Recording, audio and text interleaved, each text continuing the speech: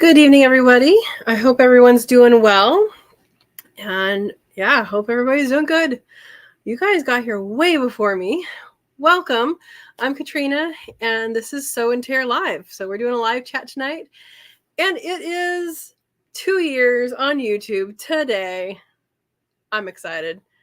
I think 2 years is awesome. I've had an awesome time. Hopefully you guys all saw the video from today. And yeah, it's been a great ride. So for those who haven't been on here before, if you would like to make a comment, if you have a question, if you want to talk about something, go ahead and put it in the chat. And then once that is in there, I'll be able to see it, and I go through it in order.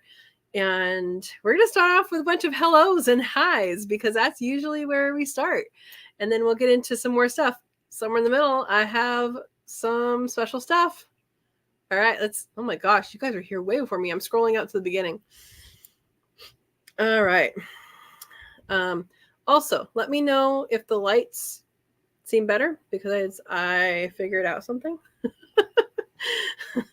We'll see. All right, PJ says, first like. Congratulations, PJ. Man, you even beat Dawn? Unbelievable. Welcome. And Bay's place is Verna. She's in blue with a little wrench, and she is my moderator. She has a channel as well, and called Bay's Place. And if you want to learn about growing food in your apartment, she's a channel for you. And Verna, I forgot to tell you I was out of town this weekend, so I didn't see your live on Saturday. But my thing that I usually do on Wednesdays just got moved, so for this week, so I get to be there for your Wednesday one. All right, welcome, Verna. Congratulations, Katrina. Verna says, thank you. PJ's here, awesome. And wants to know how Verna's doing. Verna's doing better, but still behind. I understand it, Verna. I understand it. I have a feeling it's going to take a while to catch up, and make sure you're sleeping and all that. Yeah. Verna says, yeah, I got to get caught up so I can try out my new KitchenAid stand mixer. That is where it's at. And a stand mixer would be helpful, although not required, for if you guys are one of Katrina's kits. It's already out on the community page what we're doing, and check that out if you haven't checked that out yet. And what Katrina's kits is. What is that? So we had our first ever Cook With Me live last month, and it was really a lot of fun. It was a lot of fun. And so we're doing it again, and this time we're making pumpkin pie. So we did prep our pumpkin last month and put it in the freezer. So if you are joining Katrina's kits, which I just put the link for, if you're joining that now, then go back and watch that and do your prep. Or if you want to skip that process and just start where we are, you can get some canned pureed pumpkin at the store, unflavored, so unseasoned. And yeah, it's a whole lot of fun. So we will do that again, and it's scheduled for next Sunday. So hopefully I'll see a bunch of you guys next Sunday. All right. Yeah, PJ's is saying woohoo for the KitchenAid mixer. It makes life a whole lot easier. And Verna says, I got a half price when I was sick. Can't pass up something you always wanted when you find it half off. Absolutely. I got mine on some crazy sale too. I don't remember. It was from Macy's like a long time ago. And yeah, it was some crazy sale. So congratulations. Yeah. Oh, you had a giveaway Saturday. Awesome. Awesome, Verna. Yeah. Oh, Buster and Professor. One new item. Ooh, cool. Hi, Buster. Buster says hi to all. Welcome. And Verna says you have your own mugs. That's awesome. I thought about doing that, and I haven't gotten there yet. I will. Congratulations. Yeah, and hey, Kelly from Feather Connections Homesteads here. Hi, everyone. Hi, Kelly. Welcome. And everybody's saying hi. Everybody's saying hi. Verna says, 1 more week, then the spooky hatch go into cages. Awesome. You know what I did? So I told you guys last time I was going to put eggs in the incubator. Well, if I put them in the incubator when I thought I was going to put them in the incubator, they would be hatching on Thanksgiving, and we're going to be gone Thanksgiving. I didn't want the person who was watching everything to have to deal with their first hatch when I'm gone. So we started collecting eggs last night when we got back. So it's we had to restart the collection process. Anyway, it's a funny thing that I didn't think about that before when I was collecting eggs, but at least I didn't start it and then go, oh, by the way, can you also do this? Yeah, so that's good. And Dawn's here. Hi, Dawn. Welcome. Says, hello, everyone. So from South Central Illinois. Hello, Dawn. Everybody's saying hi. Yeah, and Verna's feeling much better. Says, thanks, Dawn. Oh, I'm so glad. Dawn says, awesome. 3 weeks behind on work, Verna. I understand. I understand that. Yeah, Buster says, congratulations on your KitchenAid mixer. They're nice. They are very nice. I use mine. There are certain things you use in the kitchen. And something that my Nana told my mom when she was, I don't know how old, but is that you won't use something unless it's out on your counter. So if you have a KitchenAid mixer, you won't use it unless it's out on your counter. Mine's out on my counter. And you're less likely to use these appliances if they aren't out. And something that my grandma had that I think is really cool, I wish I had a place to have that here, is there's a name for the part, I just don't know what it is. Didn't come prepared to talk about stand mixers today, but it's a shelf that you have these clips and you clip it in and then you pull out and up the shelf and it locks in place like automatically. And then to unlock it, you go like this and put it back. And so basically it's on your counter without being on your counter, right? So it comes up to counter level from a cabinet, underneath, and it comes up to cabinet level and you can work on it, you do your thing. And then when you're done, you just put it away like that. And it's so nice. And I think all appliances should be like that. Anyway, there's your tip. Might be why I have so much stuff on my counters. Yeah. Hey, Joy's here. Hi, Joy. Welcome. Hello, everyone from Western Oregon. Had a bunch of chicks hatch last night while I was sleeping, of course. While you were sleeping, that's the only time they hatch in mass, right? Nothing happening when I went to bed. Heard one peeping really loud. Figured it was alone. Nope. There was more than I could count. Isn't that funny? Every time I'm like, oh, look, there's 6 of them. And then you go back, there's 10 of them. And then at some point you just see blurs. They just running around. Like, I don't know how many's in there. It is funny. Yeah. And everybody's saying hi, Joy. Yeah, Verna stayed away from hospital. All right. Erin's here. Hello, everyone. Hello, Erin. Welcome. All right. And congratulations to Joy on her babies. Absolutely, Buster. I agree. Yeah. Absolutely. Everybody's saying congratulations to Joy. That is awesome. And everybody's saying hi to Erin. Oh, my goodness. You guys are talkative.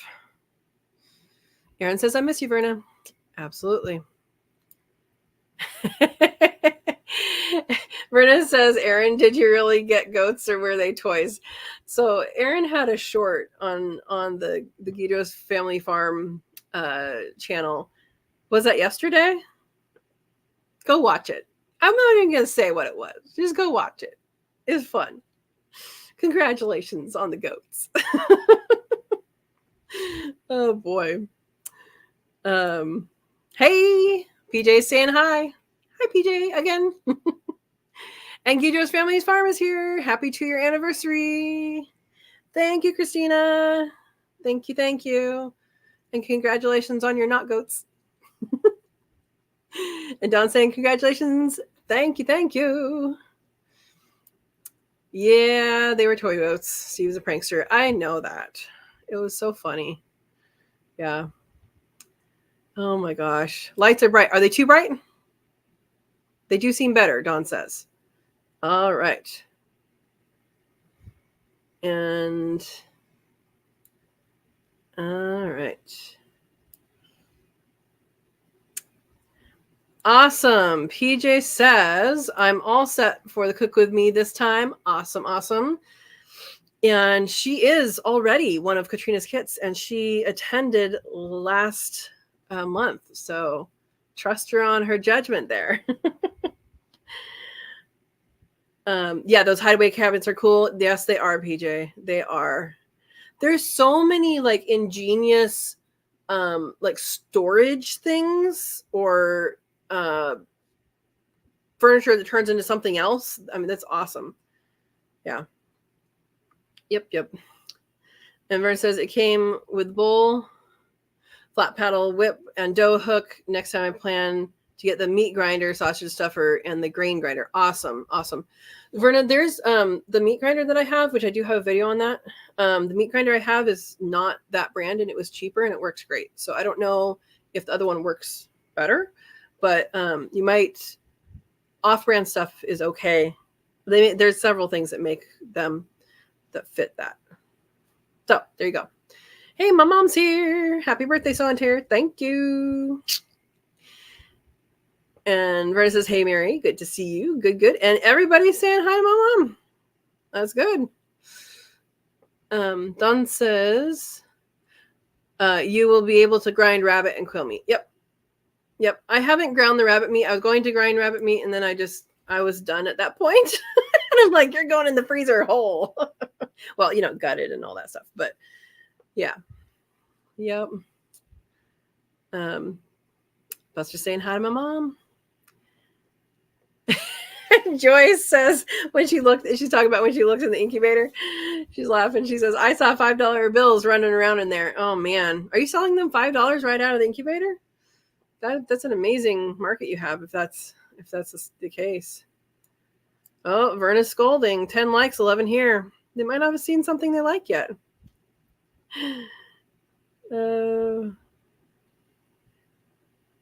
Not when you live in an old apartment? I don't know what you're referencing. Oh, you want to grind the two together and make sausage. That makes sense. Very cool. Cool. Awesome. And Buster's telling my mom, Mary, I like what you do with junk mail. Who knows what video that's from? You guys remember what video is that from? Buster really liked that. I think you commented on the video too, right? So my mom was, she was there with the compost. We talked about our compost system, which is different than my compost system. If you haven't seen it, check it out. Yeah. Oh, good storage systems. Yes. Oh, yeah. I got it, Verna. Yeah, good storage systems are essential in small buildings. Yeah. Verna says composting. Yeah, it was with composting junk meal. Minus the plastic, guys. Hey, Steve's here. S.O. Swanson, greetings. Welcome, Steve. Hope you're having a good day. Awesome. And Verna's scolding you, Steve. You're late. He's okay. Okay, so Joyce says, no, I wish, probably in about 6 weeks, selling to my friend that raises exotic cats. That's it. I remember that. But in 6 weeks. Yeah, I was going to say $5 a chick is a lot. It's usually like $2. Yeah. Aaron says, oh, look, it's Steve the troublemaker. Oh, man. It's okay. He's welcome. Yeah, Joy. I can't bring myself to dispatch the teenies. Yeah, I think what we talked about the other day, if you were to have that set up, then that would be the easiest way and the best way. But yeah, I get it. I get it. And, you know, if they're cats, they're going to eat big things. So, I mean, you don't have to do the small ones unless it's like reptile feeders. That's really the only thing I can think of of why you would do the small ones. Yeah. Steve, we already talked about your stealthiness. He says, "Hey, Aaron, congrats on the homestead herd." Oh boy, you're funny. So there's this thing where Aaron wants goats and Christina does not want goats, and so Steve sent him goats. Oh boy. So it's been 2 years on YouTube, and I have had a lot of fun. I've had a lot of good times. And oh geez, sorry, I have to read this one. Brenda says, "Well, I can't throw dead birds in the garbage anymore. Lucy grabs them." Got it. Well, you just throw them to Lucy. Anyway, and so I've had a good time with you guys, and what I want to know from you guys is, like, do you have a favorite video or a couple favorite videos that you guys like? And then also, like, where did you guys find me? Like, I'm interested in that, just for you know, further growth, further content creation, and all of that. So like what's your favorite video and where did you find me? I know a lot of people found me through quail stuff. Actually, maybe everybody on here except for my mom. Yeah, I'm just curious. Everybody's typing. Nothing's happening. Everybody's typing. Oh, she starts the young cats on chicks. Okay. Well, you can give them to her and she can do it. That's another option.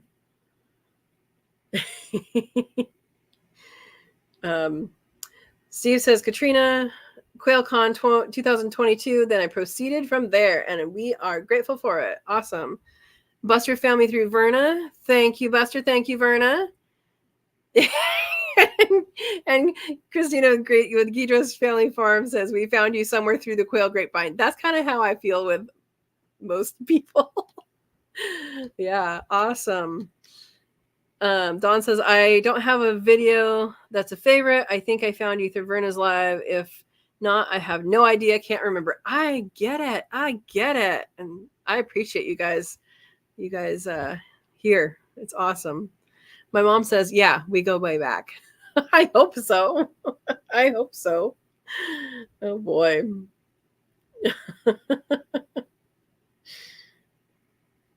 All right. Nobody has a favorite video? Is it all terrific? Or is it all suck? Hopefully it's all terrific. No. Well, that's awesome. That's awesome. I appreciate the feedback there. All right. So there are a couple things I'm doing tonight, and I do have 2 giveaways. 2. And I want to do that in a little bit, though. We'll do it before 7, but we'll do it in a little bit. And just wanted to make sure that you guys know that there's cool stuff coming up. Cool stuff. All right. And, Guido's Family Farm says, my current favorite video is your book recommendation that you just did recently. That is awesome, Christina, because that's a video that my audio went out on my GoPro, and I had to voice over the whole thing. So thank you for telling me that you appreciated that, because that's it was very frustrating, and I was like, oh, but there's so much information. Oh, Buster says, love all your information. Thank you. And my mom says, I like the weekend reviews that have still shots, the pictures. Okay. I'll try and put more pictures in.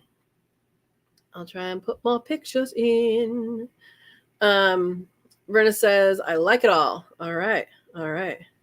And you agree, Verna. Okay. I'll put more pictures in those. We can do more of that. My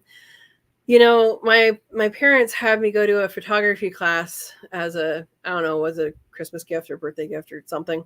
And, I take a lot of pictures. There's a whole bunch of pictures that I always take everywhere. And I've taken less pictures now that I've been doing so many videos. And so getting back to pictures would be actually a good thing to include. And so that's a good suggestion. All right. And Christina says, I second the week in review videos. Awesome. Yeah, the week in review was actually inspired by a viewer who I don't see on here right now, but it was inspired by a comment that a viewer made. And I was like, I'm going to change this. And I did. I made it better. So there you go. See, you guys can make change. You guys can make change. That's why I'm asking these questions. And you guys can tell me anytime, like, hey, that was a weird one. Or, hey, do more of that. Yeah. Awesome. Yeah, when I went to this is story time. When I went to this workshop, the photography workshop, a long time ago. Long time, like maybe 8 or 9 years ago. And it was a really good time. But I was at a job site on the way. Like I was up here, I went to a job site, and then I came back, it was kind of on the way. So I just kept driving. I was like, yeah, I can do that job site first. I turned around an hour after leaving the job site because I realized I didn't have a camera. You can't really go to a photography workshop without a camera. Well, my camera I had set on top of my car when I got in. Don't ever do that. Don't do that. And I always look now before I get in. And it had fallen off my car. Luckily, the guys there found it and at the job site. And when I came back, they're like, oh, is this yours? I'm like, yes. It was a little banged up. Some things didn't work, but it was okay. I was good enough to go to the workshop, which was, 3-hour drive. I was like an hour into it, drove back an hour, and then went down. Yeah. So that was I almost went to a photography workshop without a camera. Anyway, so that was an experience. That's also the time when I saw a pig on a leash at the beach. And there was also a guy with some sort of parrot or parakeet, I think it was parakeet, in a cage on his back. Like he was taking his bird for a walk at the beach. It was pretty cool. Dawn says, oh no. Yeah, so Vernon just put up my Facebook page, and that is to the business page. And then the Friends of Sow and Tare website, which is the group website, like if you guys want to have interactions and all of that, where I post a lot of things. I don't really post a lot on the Sow and Tare one now. I'll be posting like what's available for local pickup and all that. So I'll be doing that, more on that. Like right now we have pineapple guavas, but here's the Sow and Tare Facebook group one. Thank you, Verna, for sharing that. Yeah. Kelly says, oh, I wish we could have a pet pig. And you've seen the parakeet backpacks too? Yeah, I've only seen it once. I know people have pet pigs. My brother got bit by a pet pig named Bacon. But yeah, taking the pig for a walk on the beach. Yeah, it's just something you don't think of, but that's okay. It's okay. Oh boy. So we had someone hatching something. We had little tiny goats arrive on a farm. What else is going on over there, guys? Because we had, like I said, I was gone this weekend, and I had someone over to feed the animals, watch the animals, and all that. They did a really good job. So they're going to be watching them when we're gone next time, and did a really good job. So that's what we're going to do. Oh, Kelly. I mean, technically we can actually have a pet pigs here, but not quail. Go figure. Oh, wow. Maybe you get into pigs. And you hatched 13 button quail. Awesome. Was that your first time hatching button quail? Or did you have them before? Button quail eggs are little teeny tiny things. They're like the size of fairy eggs or fart eggs for Coturnix quail. They're like that big. Yeah. Okay, awesome. Awesome, Kelly. She says, I'm getting highlighted by Grafted Branch Homestead, so I've been crazy fixing up my website. Awesome. That is good. Wait, Buster says that's not good? Why is it not good? Oh, that's not good that she can't officially have quail? Yeah. Yeah. Got it. Oh, you're hatching for someone else, Kelly. Okay. Second time hatching buttons. I don't own them. Got it. Well, I'm sure there's a learning curve for them too. I mean, it seems like with every species, there's a learning curve. And now, now that I've done quail, I know I got the chickens before hatching quail, and the chickens, I was like, people say, oh, you can hatch them. You can hatch them. I'm like, well, I want you. Yeah, I'm where I am. I have to have all girls because I'm in town. But now, I mean, I would feel completely confident hatching a chicken egg. I just need to know how many days until lockdown. I think it's like 22. Am I right? I don't know. Somebody tell the chickens tell me. But it's once you've done one, I think you probably are better at just incubation in general, or being confident in that. And every species, I'm sure, has their own quirks and their own requirements. But having done it through with one species, you're probably going to be a lot more successful with any other species. So that's good. Yeah. Hey, Andy Rabbit's here. Hey guys, I'm just stopping in to say hi and give my likes. Hi. Welcome. And saying hi. Feather Connection says, these 13 buttons are mine, though. I ordered an egg. Oh, okay. Awesome. And Guido says, we sold almost 200 quail chicks we hatched over the weekend. So the quail covered everyone's feed for the next 2 weeks. Awesome. That is so awesome. Oh, customers keep asking. I'd like the eggs for jewelry. Interesting. Hey, it's another thing.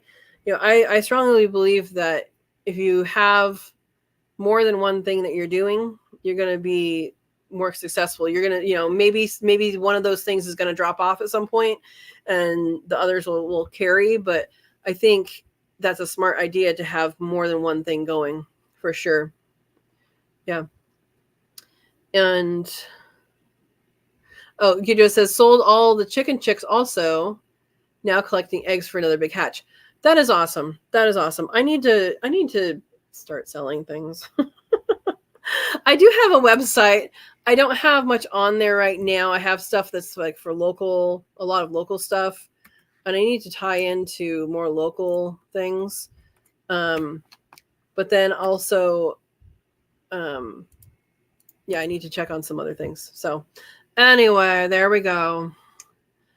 I gotta scroll. Buster says, Kelly, I've seen baby button quail. They are tiny. Yeah, I've seen pictures of them and video of them. They are tiny. Verna says, the people I got into quail 2 years ago asked me if I would take their quail as they are taking a break for them, more for freezer camp. Okay. Was that I think I remember that. You were really excited about it. Well, maybe they'll come back to it. Yeah. Aw, Andy says, I'm hanging with my dad and granddaughter tonight. Go have fun. Hey, Linda Easton Waller's here. Howdy, y'all. Howdy. We are celebrating 2 years on YouTube here. And I appreciate every single one of you. All right. Are you at the North Pole or are you in misery? Oh my gosh, Steve. All right. Everybody's saying hi. Everybody's saying hi. He's with you. He's at your house. All right. Versus they are working with bearded dragons right now. Something had to give. Yeah, and that goes, that goes back to, I did a video a while back. I think I named it like Know Your Pace. And if you're like me, you jump in with 2 feet and you're like, I'm doing everything. And it works for me in general. But when you do it that way, you have to say, if this is not going to work, what happens? What do I do? Does it just fall by the wayside? Do you, is it animals? Do you give them away? Do you have a place to put them? Do you, if that goes for every single thing that you're doing, you know what you're going to do if you're doing too much. Because if you go up against that wall, sometimes you just need a break. And sometimes your break might look like giving up all your quail for some people. Or not for me. But, that might be the break that they need. And they may come back to it. It may be that you just need to have someone else deal with something first for a while, and that's fine. But knowing your pace is super important. There's a lot of people out there that say take it one by one, take it step by step, and that is also very valid. And if you're the type of person that, and I think most people know which type they are, and if you don't, you'll find out real quick. You'll find out if you're going at too slow a pace, you'll kind of have that feeling, okay, I've done this, I know this, I need to move on. And if you are someone that needs the step by step and you do a bunch, you're going to get overwhelmed very quickly.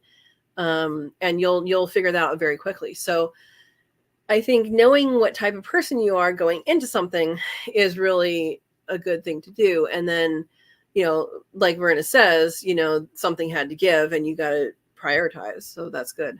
Yeah. Linda says, happy 2-year anniversary. Thank you.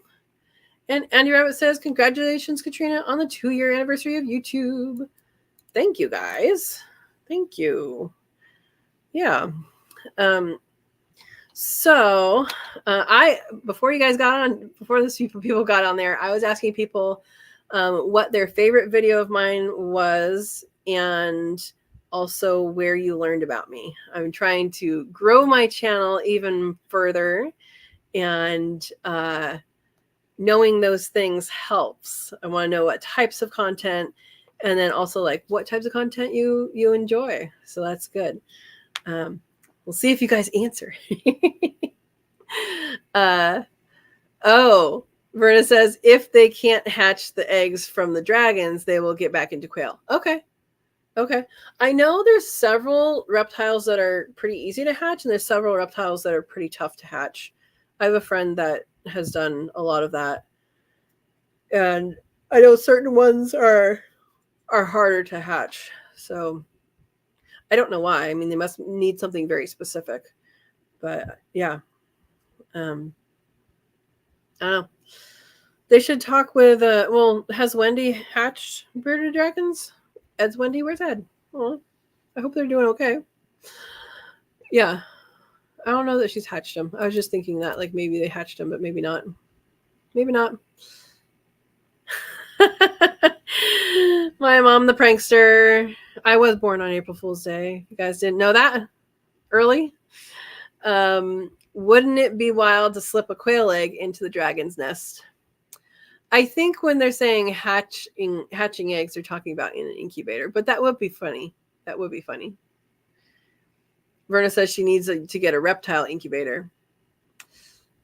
I don't know why they would be different. I mean, they need a certain amount of humidity and a certain amount of heat, but I don't know anything about that. So yeah, very well could need that. Very well could need that. Yeah. So yeah, my only reptiles that I've had is I had 2 snakes at one point, and that's the more interesting version, Steve, or a bearded dragon egg in a quail nest in the aviary. Oh boy, yeah, you won't be able to detect that because if mom's sitting hard on it.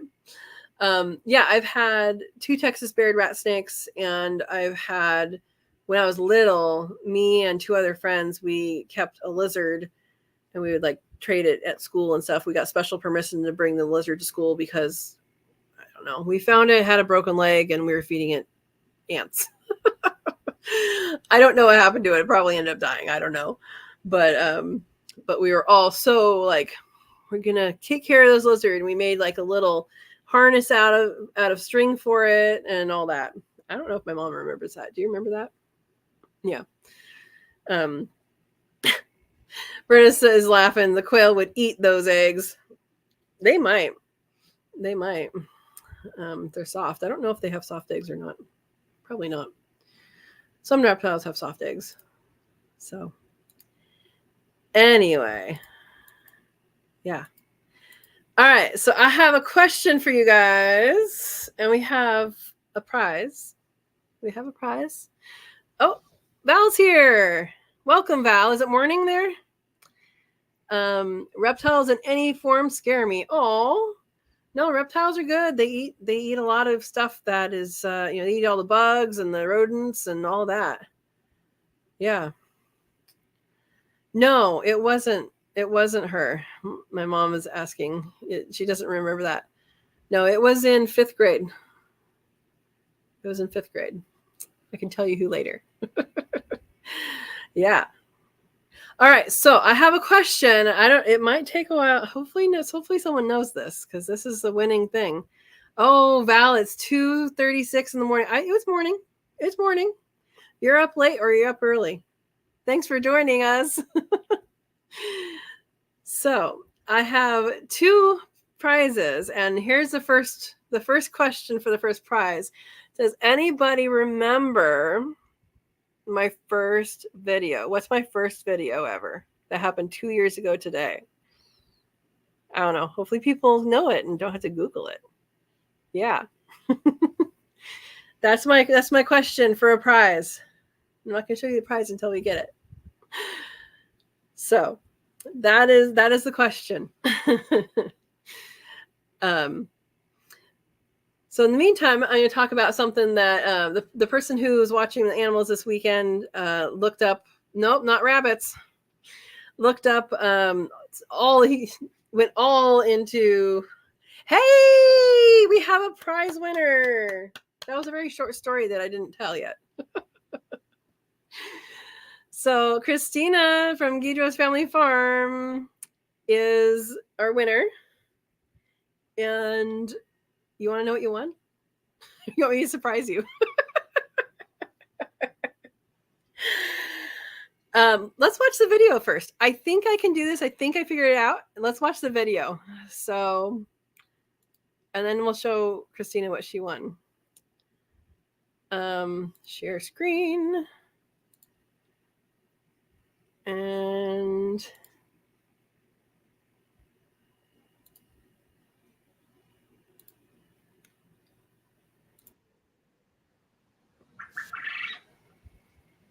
are you having a stare off with a quail, little one?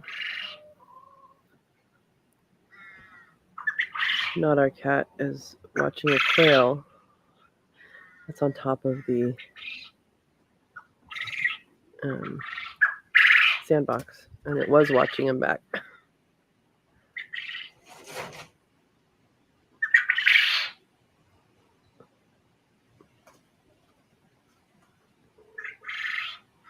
Kitty TV, huh?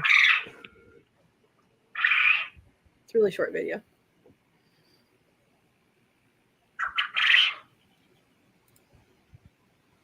So this little dude.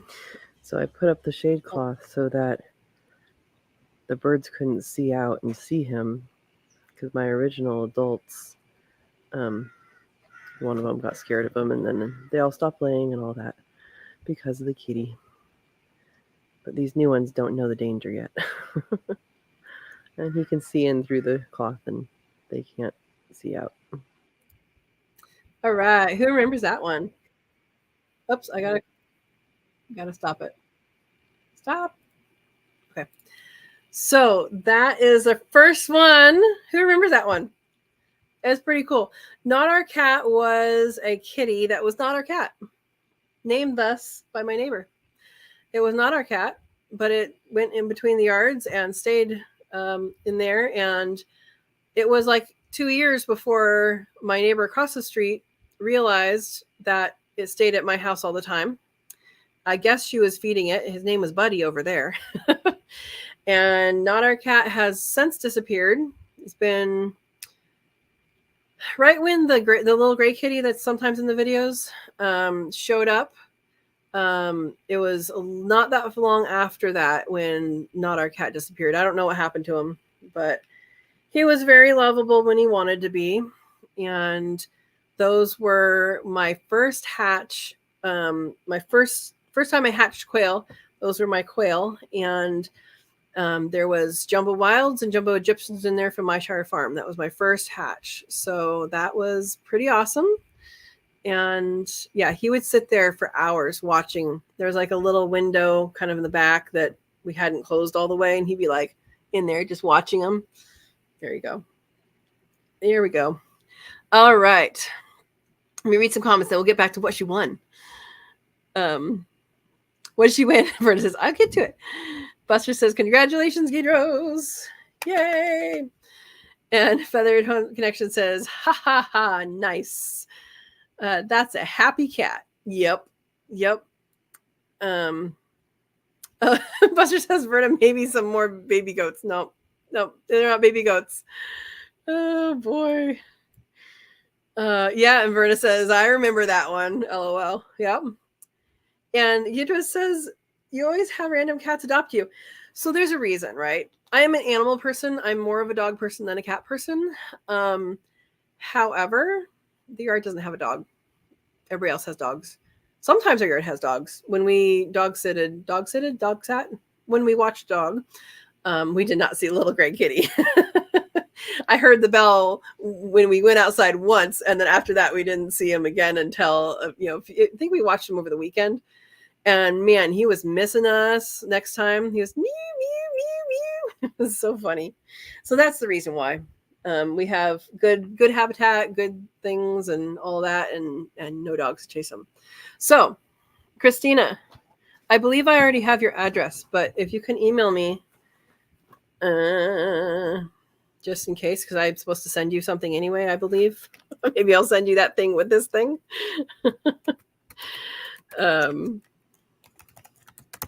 If you can send me your address there, that will be helpful. And you get to choose. So you get to choose. These are sturdy bags. And there's a brown one and there's a green one. And these are also available on my website if you want to buy them. And they're not just the cheapy stuff, like they're actual, like, canvas bags that can hold some weight. I didn't want to get cheapy ones. So let me know which one you want, because the other one's going to get given away to someone else. All right. So I hope you guys enjoyed that. And yeah, cats. So I guess let's talk about cats for a little bit. I enjoyed showing you that little video just because it was my first one. I didn't really do anything. I didn't have an intro, didn't have a closure. And green. All right. Green is yours. This one now belongs to Christina, along with something else I'm supposed to send you. And if you're one of the people, there's a couple people on here. If you're one of those people that I said I'm going to send you stuff, I haven't sent it to anybody yet. So just wait. All right. So let's talk cats in the garden. Have a mini subtopic here. So kitty cats in the garden can be good, can be bad. In general, as a wildlife biologist, they are, Val says, good choice. I'd have gone with green. All right. Just as a rule, kitty cats, right? The regular house cat, which is an Egyptian cat, a wild cat, they are in general pretty bad for the environment. eat a lot of things. They kill even more things. So in fact, this little one, so not our cat, the one in the video you just saw, he was a really good mouser. He was a really good rodent killer. And I saw him kill, I don't think I ever saw him kill rat, but he did kill a couple mice that I saw. The one that's around now, it kills birds. I haven't seen it go after mice. It probably would, but it definitely kills birds. So that's not good. And that is a fact that even if you feed them, they're going to kill. The cat that's around here, we don't feed it. Our neighbor feeds it. But they kill things for the heck of it. They don't always eat what they kill. And so that's pretty bad, you know. But if you're going to have them for rodent control, they're pretty good at it. If they do rodent control, they do pretty good. So I don't mind this one in the yard. I don't like that it kills birds. It doesn't bother the quail. Like it's walked on top of the aviary, of the main aviary, and the quail are like, what? Oh, okay. So because they've grown up with it there, I mean, the chickens were there when it was a kitten, and it would like bounce off the ground and like latch itself onto the hardware cloth on the wall of their coop or wall of their enclosure and be like, meow, like, okay. And, you know, after a couple times of that, they just ignored them. So when they grow up with them, you know, in their life, and nothing bad happens, then they're fine. Not to say all quail are going to do that, but this one isn't. But another thing that they do sometimes, which like there was a cat before, not our cat, that came into the yard, which is a few houses down. It was their cat. It's still alive. I mean, I'd say that because it's old. And it would come over and massacre my plants. So if you're having cat issues in your yard, there's solutions. So, and by massacre my plants, I mean, I had seedlings that were coming up in a fresh bed, and the cat thought, ooh, this is a nice big kitty litter box. Yeah. So with that, there's a few things that people told me to try that absolutely did not work, that might work for you. There's a product called Cat Scram, and it has all sorts of like natural this and natural that doesn't work. Didn't work for that cat, at least. I think like cayenne pepper and peppermint and some sort of blood meal was in it. I don't remember what all it was. You guys can look it up if you want. It did not work. It stunk. It might keep people away, but it certainly did not keep cats away. Rue is another thing. So rue is used medicinally. You can look it up. I'm not going to talk about it here. But it is also, it's something a lot of families have outside of their house, you know, on the front porch or something. But they say, like, if you make a border, like a boundary, the cats won't go past. I am not going to buy that much rue. So if you'd like to test that, go ahead. Cayenne pepper, again, people put cayenne pepper around things, or cayenne pepper paste on like fence tops, so that when they go over, they have stuff on their paws and they lick it to get it off, and then you know, that's bad. Something that I actually considered doing, because I was like at my wit's end with this stupid cat. His name's Mr. King. He has a brother named Mr. Prince. But he, like, it was just a lot. So I considered getting coyote rollers, or making coyote rollers for the cat. Now, what is that, right? It is literally like a tube that's affixed to a certain distance, and then a tube that goes around it. So you could make it out of PVC or metal or whatever you want. And what it does is when the coyote or cat jumps up to get on the fence to get up, they can't get a grip, and it keeps on falling backwards. So they can't actually go there. But then I looked into, I'm like, I'm not spending that much money on the cat. I'm just not. The thing that actually worked was the most ridiculous thing of all. And the thing that I thought was the stupidest thing. But again, I was at my wit's end. I was going to try anything. Forks. Yep. Forks. Forks prevent cats from messing with your plants. If here's a fork, right? And here's the handle, and you stick a bunch of forks in like that, you can make a fortress in your bed. Three. Yeah, Buster, I know you're laughing. There's 3 rows of forks, 2 to 3 rows spaced about like this much. That was what worked, and it's ridiculous, but it worked. So there you go. The other thing that they can do is they can have latrines at a certain spot. If it's your garden bed, that sucks, and it's not healthy because they can have, some diseases that they carry and stuff like that. But if they have it in the corner of the yard, I don't care. Go ahead. So let's go up and see what you guys said. And this is going to Christina for answering the right question. All right.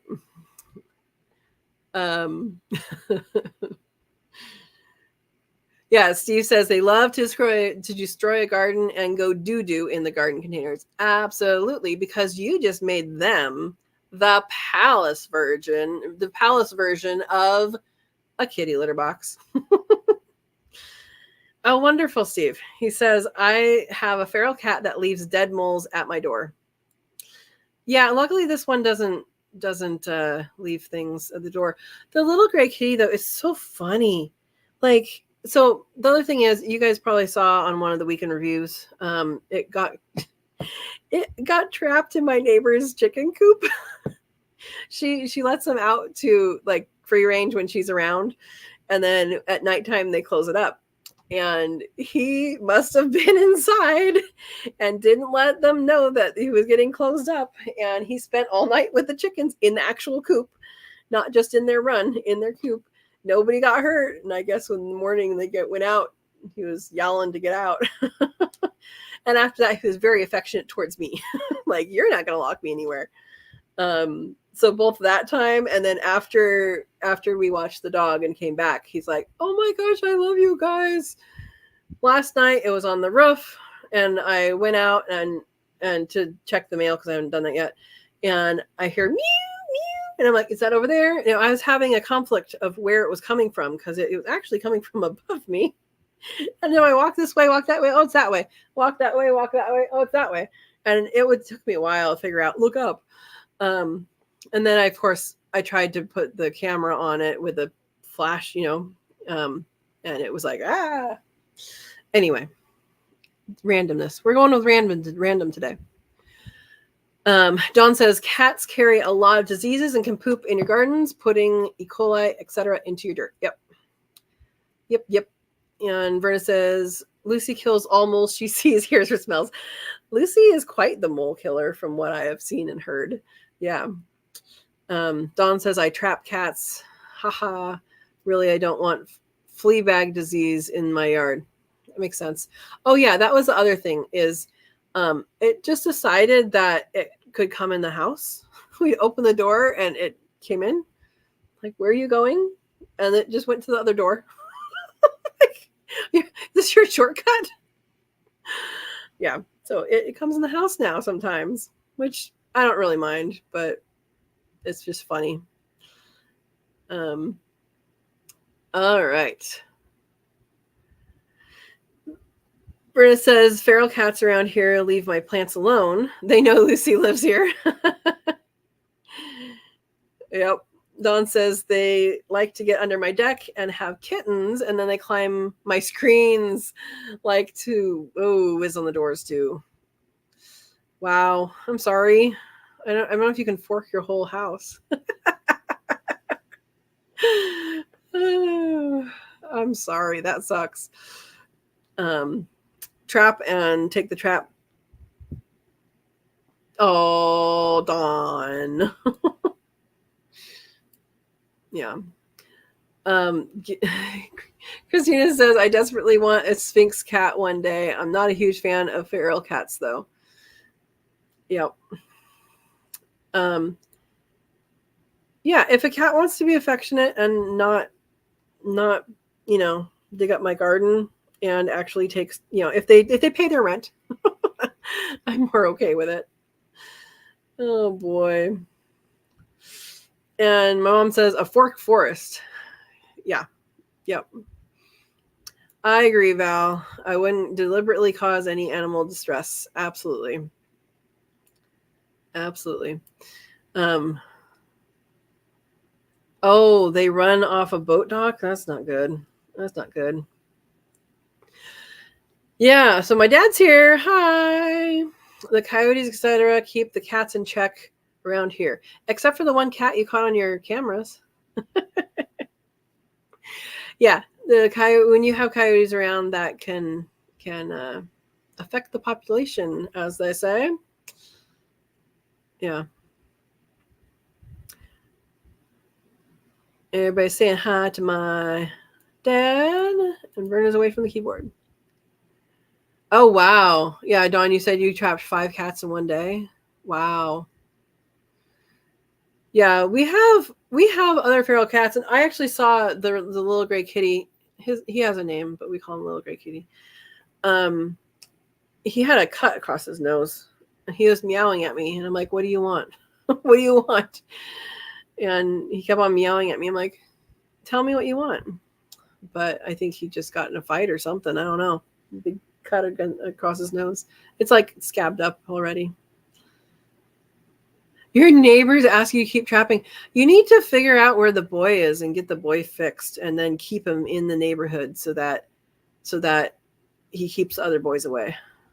I think that's a good way to do it, because that way he'll fight for his ladies, and if he fights for his ladies, hopefully there's no sneaker males. That is what we call it in ecology, is a sneaker male. Oh boy. Yeah.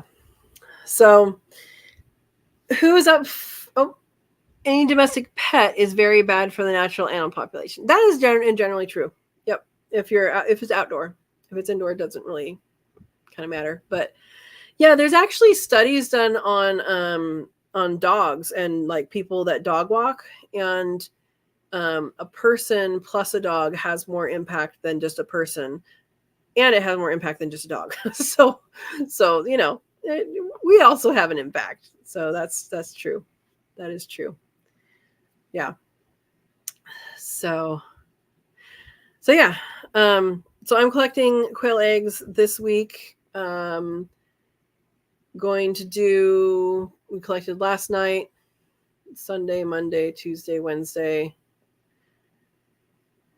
Might start on Friday.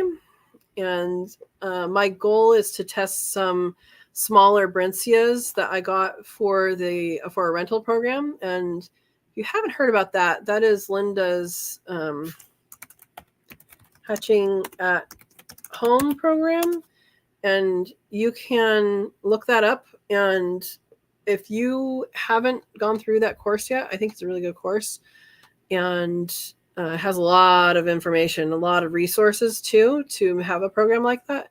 And so that's what I'm doing. And I'll be starting incubation maybe on Friday. We'll see.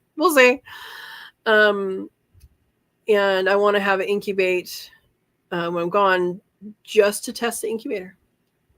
See how it goes, because again, we're doing this for people that don't have experience and want to see how it goes. So yeah. Thank you, Verna, for the link for Sow and Tare, friends of Sow and Tare. Verna says Lucy only keeps the mole population down a bit. Yeah. Well, I think they have lots of babies, like mice do too. Yeah. All right. I want to know what everybody's growing for winter, because I still haven't planted my seeds. Somebody needs to yell at me and say, do it. I have them picked out. I have them. I just haven't had the time, which is bad excuse. So broccoli, cabbage, radishes, bok choy. I am going to try cilantro, see if it works. I know mostly that's a spring thing, but I want to try it and see how well it does with cold, if we get cold. Turnips. Sorry. Turnips and rutabagas are also on the list.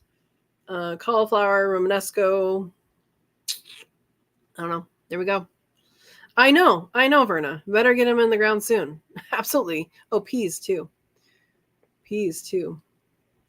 Aaron says cabbage, broccoli, purple whole peas, radishes, and we still. I'm assuming there's more.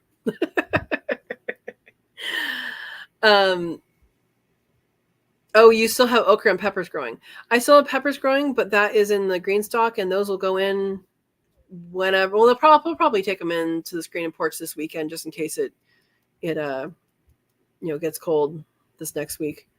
But yeah, and okra I've never been really successful growing here. I think it needs humidity. I've grown it. I've had it produce fruit, but it's never been like the pictures and videos of other people. I think it does need that. And Verna says, I have lemon balm and strawberries still growing. My strawberries are also still growing. We'll get strawberries all the way into December, probably, maybe even January. Just little 1s and 2s. And then I think last year we had maybe a month and a half, maybe 2 months where we didn't have strawberries, and then it started picking up again. So that is the benefit of having the everbearing and not the June bearing, is that you do get little bits of yumminess. Yeah. Berna says, it has been upper 20s, lower 30s here at night, and those two are still popping. Yeah, that's good. Dawn says, I have 7 tomato plants right now, lettuce, bok choy, basil, peppers, more lettuce so far. Oh yeah, lettuce is the other thing. Waiting to get rid of some tomatoes to have more room all inside. Crack key? I don't know that word. Or is that the thing that you use for your aquatics? Maybe. Buster says kale. Oh, that's another one. I have kale and turnips with the wheat pasture. They're up already. Awesome. Very cool. I'm going to make it a goal tomorrow after work to plant the green stock. We'll do that. Cat key hydroponics. That's what I was. Hydroponics, not aqua stuff. The word was not in my brain. Yeah. So something you guys can grow inside if you want, like if you're in an area that has like a hard winter, you can grow microgreens. You can grow sprouts. I keep meaning to do a sprout video, and I will do that soon because I want to grow sprouts. I've done that before, and it worked out really well.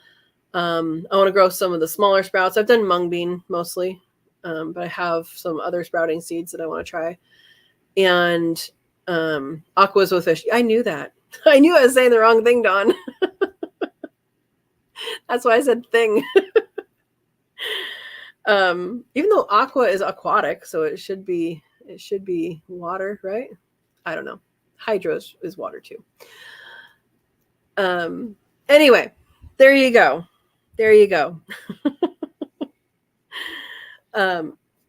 Verna says, I keep meaning to do microgreens and sprouts, but not ready yet. Microgreens I've not done. They're going to be very similar to sprouts, and I know people have done it in multiple different mediums. So what you put on the bottom of the tray is different. And they don't grow for that long. So you really, I don't know that you need anything, honestly. I mean, it's kind of like just doing sprouts and then letting them get a little bigger. Yeah.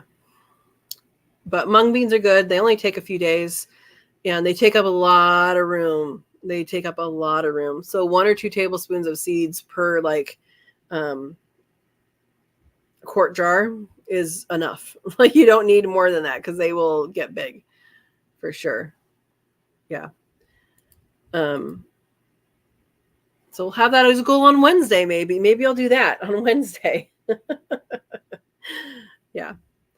We are also going to get rain, I think, starting tomorrow. I was going to look before we came on, but we're supposed to get rain coming. We're having another atmospheric river.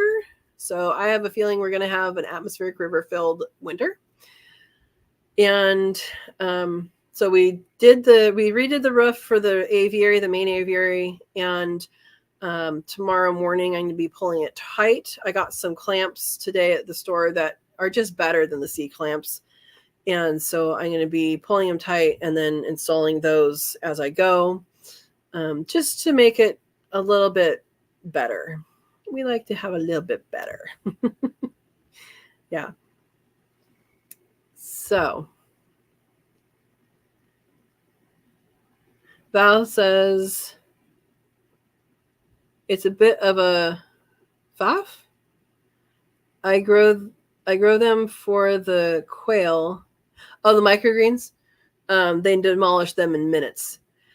Yeah, that is true. Now, something else you can do for quail, Val.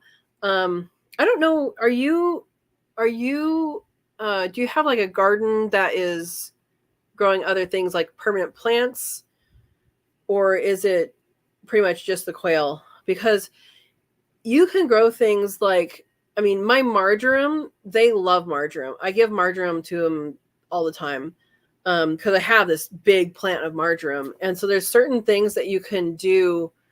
Now that's like not dinner, right? But that's just a fun thing they can have. But then you have all of these things that they can eat and tear into and all of that. And even things like squash leaves and chard, that's another thing I'm planting, chard leaves of beet greens and all of that. Like, those are things you can give the animals. And so if doing microgreens is something you're doing for them for like getting the most nutrients for the size of food, then that's good. But if you're doing it for them to get greens and you have a garden, there are plants that you can grow that you can both eat. So that's something to think about. Yeah. Yeah. Oh, Dawn's going? Have a good night, everyone. Time to get off for the night, Dawn says. Good night, Dawn. Thank you for being on here. Good night. Everybody's saying good night. Verna says, exactly, Val, I do it for the rabbits and the quail as well myself. Yep. Oh, awesome. Verna says, oh, I planted 10 saffron bulbs too. And garlic. Awesome. I haven't planted garlic yet. Probably should do that. Yeah. Well, there you go, Val. I grow massive amounts of herbs for quail and chickens. Awesome. Which herbs do you grow, Val? I'm curious. I always like to know the herbs that people are growing and what, if the animals can eat it and all that. So I grow a lot of the herbs that are, things like hot and spicy oregano. It's not a regular oregano. It's something that is just, a little different, but I like it better than regular oregano. Chocolate mint. It's a little bit different than other mints, but it's very good. You guys all know I have spearmint. No shortage of that. And yeah, I mean, winter savory, that's another thing. People don't have any idea what it is, what to use it. I don't use it that often, but when I use it, it's there. It's kind of like the point of having a lot of these herbs is, even if you don't use it a whole lot, you have it and you might as well use it. And, a lot of these you can feed to your animals and stuff or sell. And I'm working on trying to sell some more of these herbs as well. So if you guys want herbs from my yard, and I can like hang dry it, I believe I'm allowed to sell that. Anyway, that's on my website. sowandtare.com, and I can dry some herbs for you and sell it. That's something I'm able to do. But yeah, I'd like to know what do you have? Buster says, Taverna, are you getting ready for kits? I hope so. And it says she wasn't ready for the nesting box, so I'll try again tomorrow. Awesome. I leave it in, like on day 26, I leave it in. I know Chris was slightly redneck, does it every day until she accepts it, but there's different ways of doing things, so you do whatever you want to do. I was just afraid of missing it and having them have it on the wire, and that's no fun. Yeah. Vern says, oh, and my yarrow is still growing. Absolutely, you'll have it forever. and your neighborhood will have it next year too, because I'm sure it's seeded, right? And Verna says, I also have lemongrass and Chicago hardy figs in the animal room. Awesome. If you guys didn't know this, and even if you did, lemongrass you can grow from the store, as long as it has the root buds on the bottom. If they cut above that, it's not going to grow. But if it has the root buds, you can grow that. So Val says, just about everything. I grow a lot of comfrey too. Awesome. I have comfrey too. And comfrey is a dynamic accumulator, which means it has a really deep taproot, and it brings up nutrients from the ground and into the leaves. And people use it for chop and drop. People use it for making a compost tea, which I never did because I was going to do it, and then a whole bunch of stuff happened. And then, yeah, that was back when Mel cut his finger. That's when I was going to do it. People use it for a poultice on, like, the other name is bone knit. It's supposed to heal things really quickly. And it's good fodder. It's good fodder. Everybody likes yummy, yummy. Verna says she pulls all the hay out. If she has them on the wire, it is inside. Okay. There we go. My little girls should be pregnant. One had 2 fall offs with Parmesan, and one had 1 fall off with Parmesan. And yeah. Never got to 3. I am thinking that Parmesan is going to be retired soon, and I'll probably have to find him a home and get a new buck at some point. So that is something that I will be thinking about seriously coming up here. I want to see if these ladies have babies. But yeah, that is something that he has slowed down from last year and the year before. And I know that the other original ones that I had they're no longer here with us. And I don't really know how old he is. He didn't come with like his birthday papers. He didn't really have papers. I mean, it was Excel sheet. He didn't really come with that like the ladies did. But yeah, there you go. But he is a super cute little dude. Super cute. Yeah. And he's so friendly. Like he's my little puppy dog. Like he will, like, if you go in like this, he'll go like this. And then if you get back behind his ears, he'll be like, and he's like bracing for it. He's like, okay, do it. And then you scratch him. And it's so good. There you go. Verna says, rabbits and quail love yarrow too. It does something if you have a blood condition. So I don't know what it would do to rabbits or quail. But just know that there's something there. Yeah. So Val says, what breed of rabbits do you keep? I have California. The Parmesan, the buck, is Californian. And then all the ladies that I have, the 4 ladies that I have, are a mix of Californian and black New Zealand. So there's 2 white ones with the black on it. And those ones are just that color because they're that color. They all have the same mom. Parmesan is their dad. You can line breed in rabbits, and the babies are for meat. So I do that. And then the 2 black ones are who are not named yet. They are also from the same mom and dad. So all of the females are sisters. Like they're full blood sisters from 2 separate litters, if that makes sense. Yeah. Val says quail love oregano. If they're a bit off. And yeah, so oregano, so marjoram is related to oregano. Oregano's in the front yard though. Marjoram's right next to the aviary. Yeah, they get marjoram more. Yep. And Verna has Havana rabbits. Val says, oh yeah, I already read that. Verna says, maybe I'll grow some. Have to figure out where to put it. Yep. Californian giants. I haven't heard of giants, but I also don't know a whole lot of breeds of rabbits. I just know about the ones I have. And that there are many times of that there are many rabbits, many types of meat rabbits. There we go. That's what I was trying to say. So Californian is not that big. I mean, all the girls were always kind of bigger than him, but that's okay. Steve says, why are they not named yet? We voted. All right. So if you guys have not voted on the little girls' names, or you don't know what I'm talking about, I will explain what I'm talking about. Right now, let me share my screen because I know how to do that now.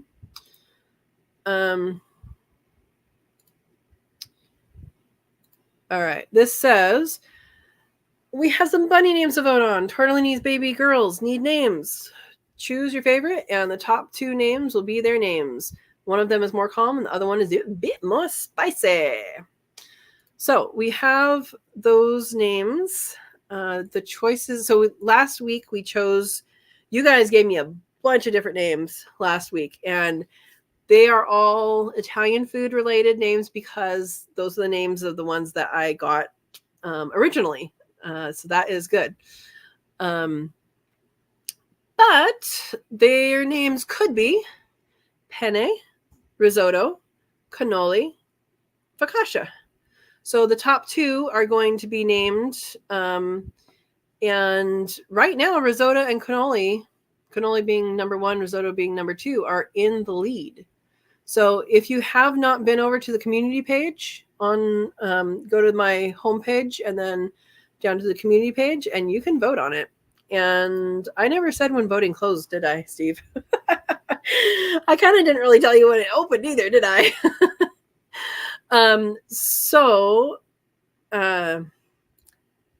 Voting, let's see. We will close it. I don't know. When's enough time? Let's do Sunday night, midnight Sunday night. How about that? We'll close at midnight Sunday night. Sunday after Thanksgiving. Before Thanksgiving? Let's do before Thanksgiving. This Sunday night at midnight, voting will close. And so yeah, if you haven't been on the community page, vote for the names of the rabbits, and that will be their names forever and forever. Val says in England we have Californian giants, French lop. Are they a part of French lop, or are you saying 2 separate breeds? Oh, for giant breeds, obviously all the pet ones are in between. Okay. Now, are you saying giant, that's a category? Like, are giants for meat and the smaller ones are for pets? I'm wondering if that's just an added thing that's a category, or if it's actually bigger than the ones that we have here. That's interesting. Hey, Ed's here. Sorry, dropping in late. Watching anime with the wife. Welcome. I hope you guys are both feeling better. And we already talked about dragons, so we want to know if you guys incubated any dragons.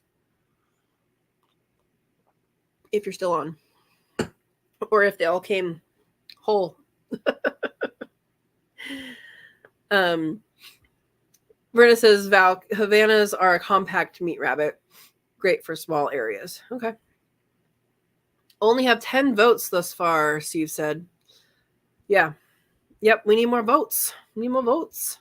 Oh, thank you, Verna. Verna just put the link for the community tab, so you don't have to look for it.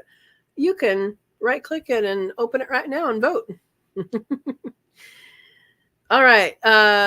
Kelly, right above your comment, Verna put in the link to vote. And yeah, so we're going to vote, and the top 2 names are the ones that are going to get the names. You like risotto and cannoli? Vote for it. I think you only get 1 vote. I don't know how it works. I couldn't set it up so people could vote for 2. I would like people to vote for 2, but that's okay. Steve says, I'm not telling you how to vote, but Penny makes a great name for a calm, peaceful rabbit. And Verna says, I agree, Steve. Oh, yeah. Yep. I liked them. There was a lot of them. So it was, oh yeah, one vote per person. Sorry. Yep. One vote per person. Yeah, no ballot. What do they call it? Ballot loading. Yeah, so we're going to on Monday's live, next week's live, we'll announce, and then probably wait to put them in their areas until the following Monday, probably. Until then, they'll be in their same pen, and then they're gonna move into where their mom was and where their other sister was. Yeah. Kelly says, okay, voted. Ed says, I closed my eyes and pushed a button. Oh, I bet you're great at pin telling a donkey, huh? Ed, you pushed the wrong one, Steve said. Buster said voted. Awesome. Yeah. Man, risotto just took the lead. How'd that happen? And when I heard that, I thought of Rizzo from Grease. I was like, that'd be a good name for the spicy one. Oh boy. Yeah, so that's on the community tab. And then also on the community tab, if you would like to be one of Katrina's kits and do the Cook With Me Live, that's going to be next Sunday before Thanksgiving, because we are making pumpkin pie from scratch for Thanksgiving, and it will be good as long as you keep it in the refrigerator on Thanksgiving. Should be good. So that's what we're going to be learning and doing we're also going to be doing pumpkin pie from scratch. So we'll be making pumpkin pie filling, which you should already have the pumpkin glop or puree, 3 cups of that. If you weren't involved and didn't see the video from last time, you could either, once you sign up, you can watch that video and do it, or you can, pumpkin puree cooked 3 cups, fresh or from the store. So pumpkin pie filling, pumpkin pie crust, not just for pumpkin pie, but we're gonna make pie crust that you're gonna have plenty for more pies with that recipe.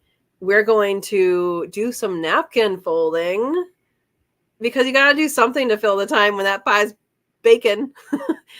So if you want to learn some ways to make your table a little more fancy, we're going to do some napkin folding, and then we're also going to make little fun centerpieces. So it's a jam-packed time, and we had a hilariously fun time last time. So that's the goal. So if you do want to sign up for that,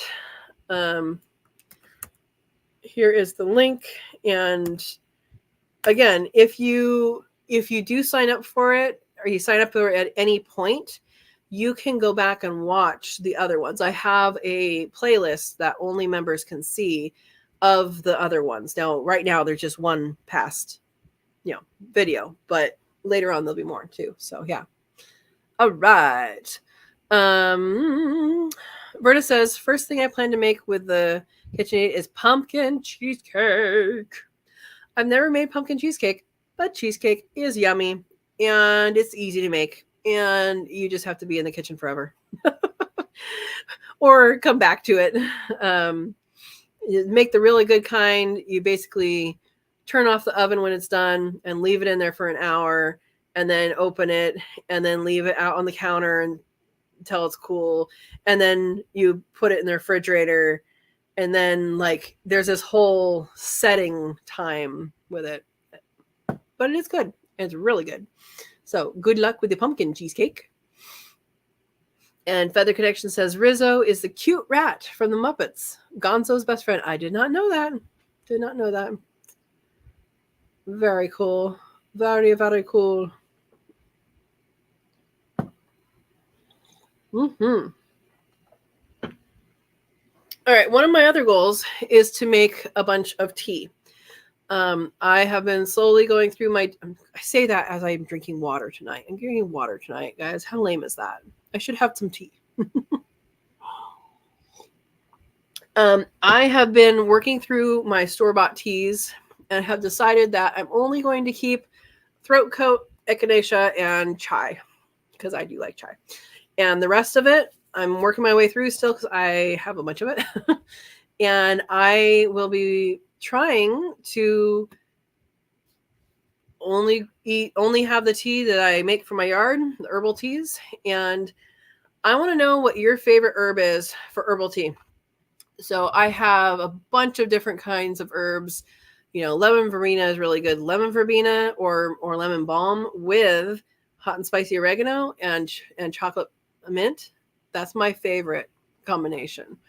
But I want to know what you guys either are growing for tea or what's your favorite herb for tea, because that is what I'm working on.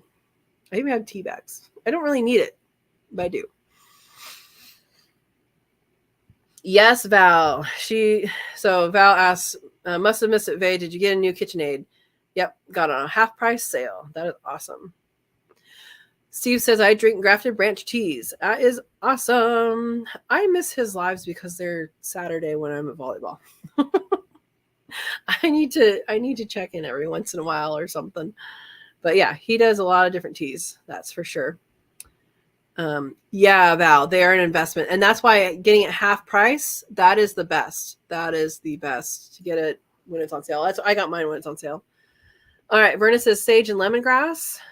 And Buster, you're missing out. Never tried herbal tea? All right. If you're growing an herb,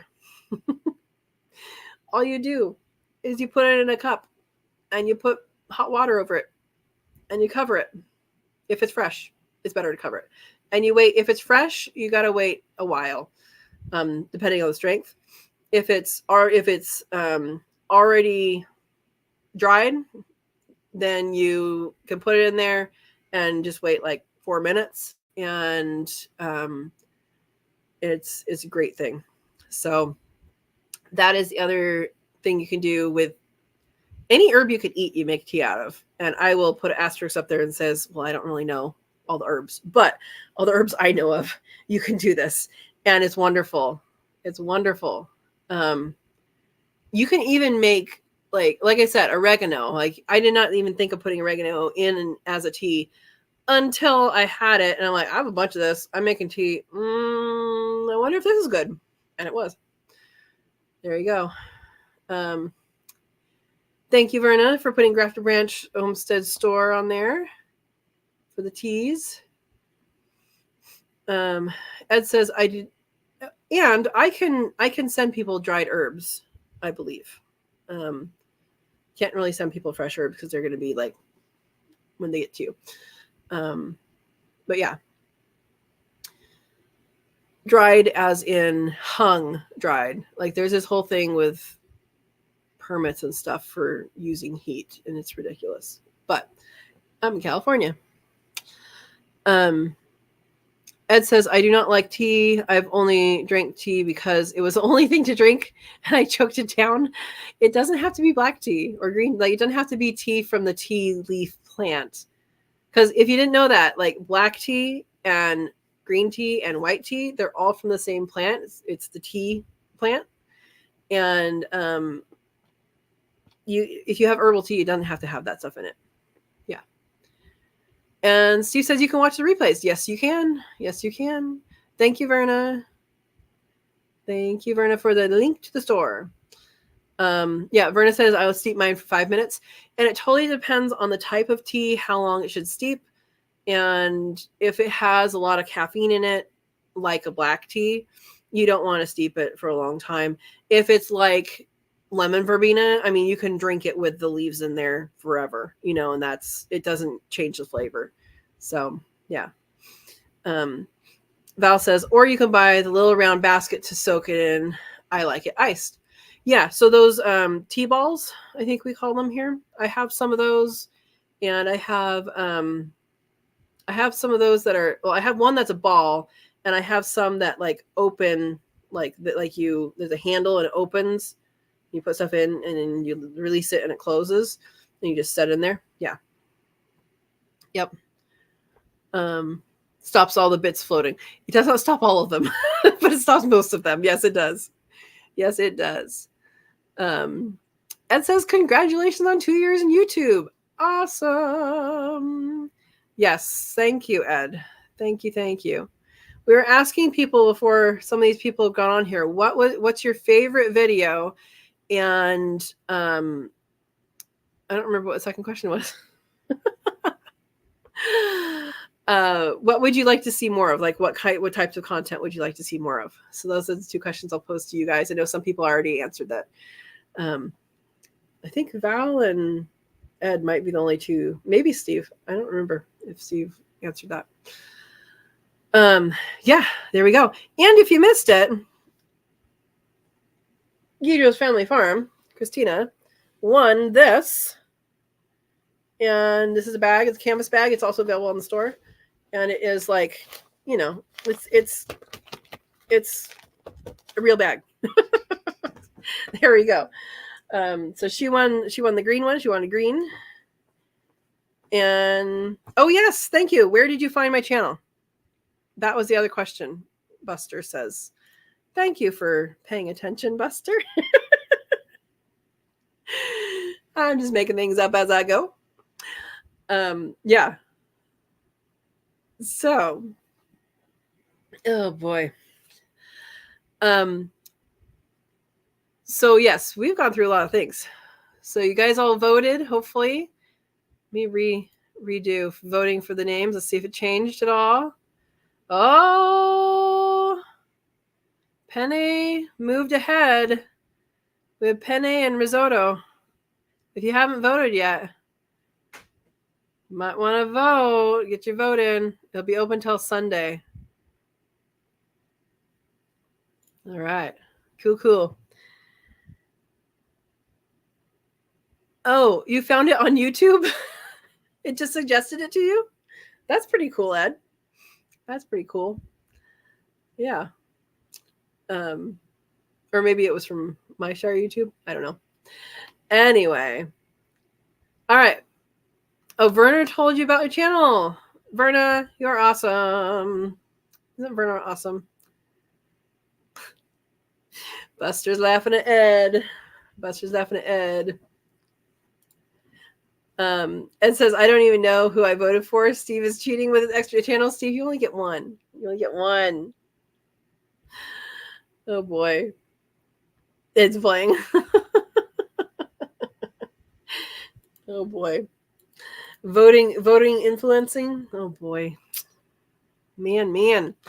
All right, we have one more bag, and I was going to do a question, but we kind of already talked about it. So I don't even know if I want to say that question. You got to think of something good. Give me a little bit. Think of something good. Yeah. I was telling a story and then we were interrupted. I don't remember what the story was. You guys remember? Steve, if you aren't cheating, you aren't trying. Not quite. Oh boy. All right. So let's see. Should I do a hard one? I don't know. Should we do a hard one or easy one? It says that's why I like my quail friends. Oh boy. All right. Here's a question that relates to some of my videos, and we are animal centric today for some reason. I think mostly because of who's on here.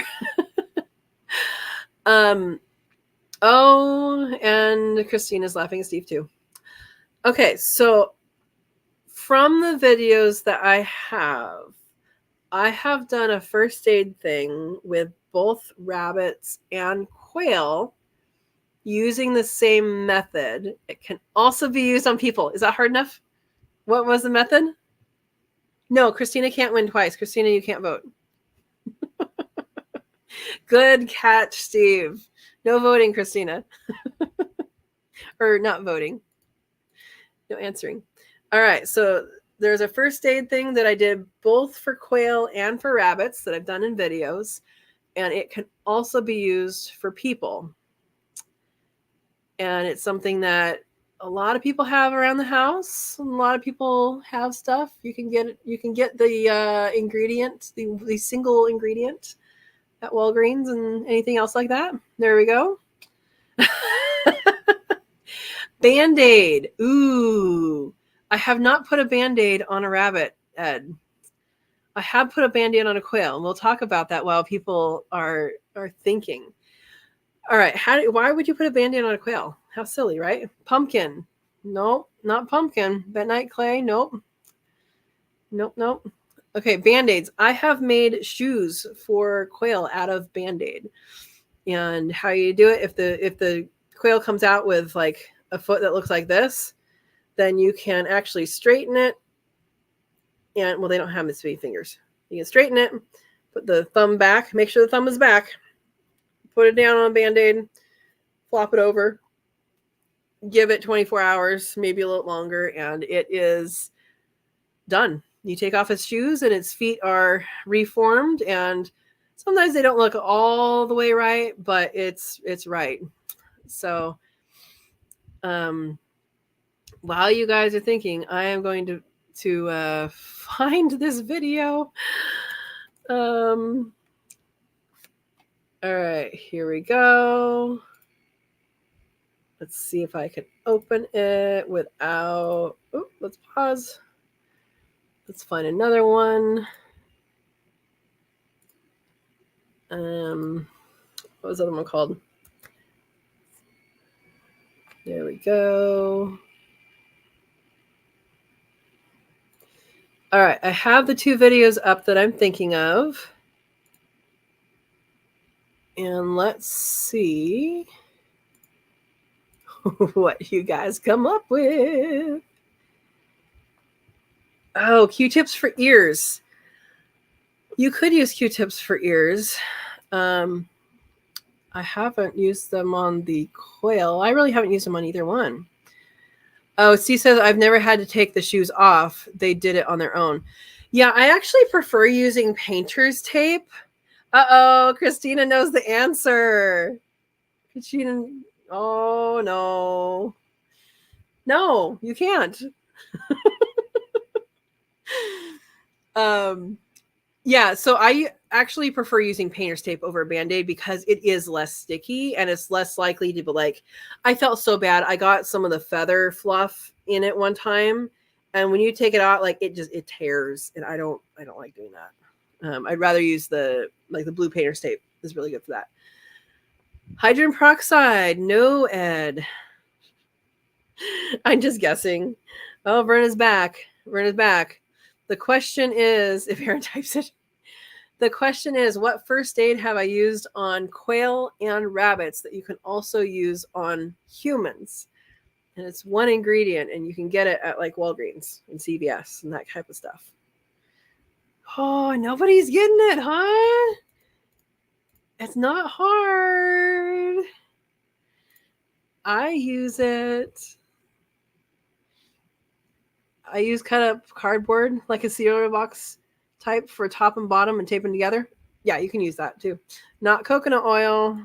I didn't mean to make it this hard. Sorry, guys. You might not think of it as first aid. Maybe that's it. What else can I say? It is for a muscle thing. Hey, Aaron. Aaron got it. Is that fair? We'll give it to him. Epsom salt. Epsom. I forgot that I can do this now. Epsom salt. Aaron. All right. Aaron gets this too. I don't know that it's fair, but it's the same household. As long as Christina didn't tell you. Oh, boy. All right.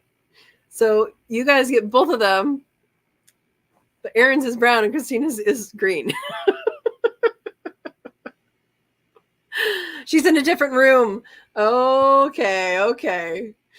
Verna says she is the healer of the family. Yep. All right, we'll do that. Give it back to Verna. She said the answer after you. Did she?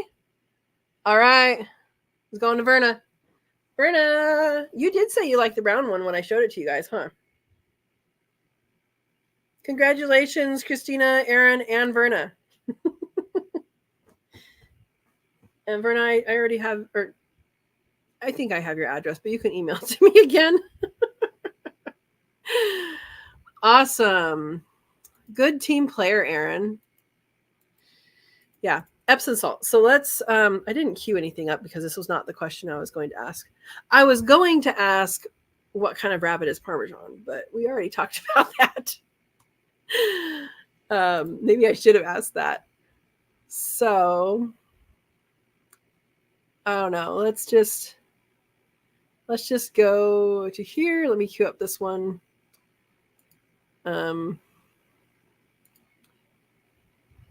Let's see.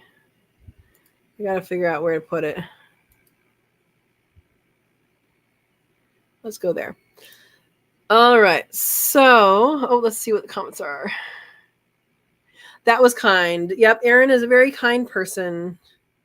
Cheese rabbit? Why are we talking about cheese and rabbits? Oh, Steve doesn't remember a video Epsom salt for rabbits. That was a while ago.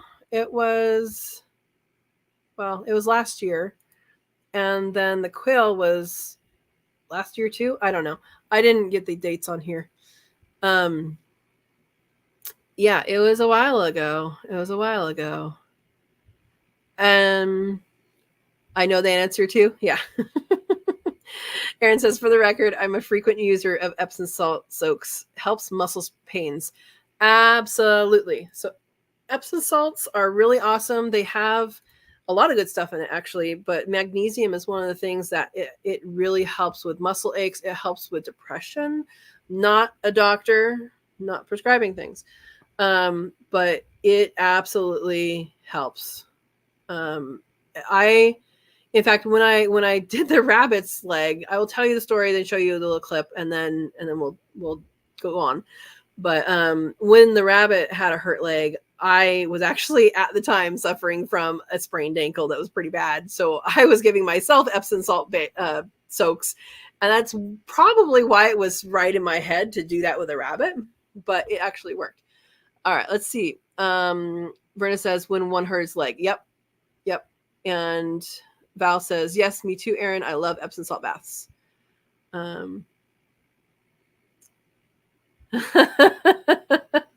Steve says, I don't know why, Aaron, from the video of the unfinished greenhouse, Christina did most of the work. I don't know about that. Yeah, so that's what I was getting to is Verna says your skin will absorb the magnesium, and magnesium is one of the, well, it is the active ingredient that kind of helps with the muscle aches, and it helps with depression and stuff. But there are also other things, and magnesium actually goes through the skin, so it's a really good thing. So this was Meatball's baby. If you guys remember, a while ago, Meatball died giving birth and had a set of babies that we tried to keep alive, and they all ended up going, and it was very sad. We tried and it was very sad. But before that, Meatball was the best mother rabbit in the world. She loved her rabbits. She had 11 several times. I mean, they only have 8 teats, and she never lost any rabbits, except for one that got out of the nest at 2 weeks old, and it got too cold. But she never lost any of them due to like not being able to care for them, not being able to feed them. All of them would always survive.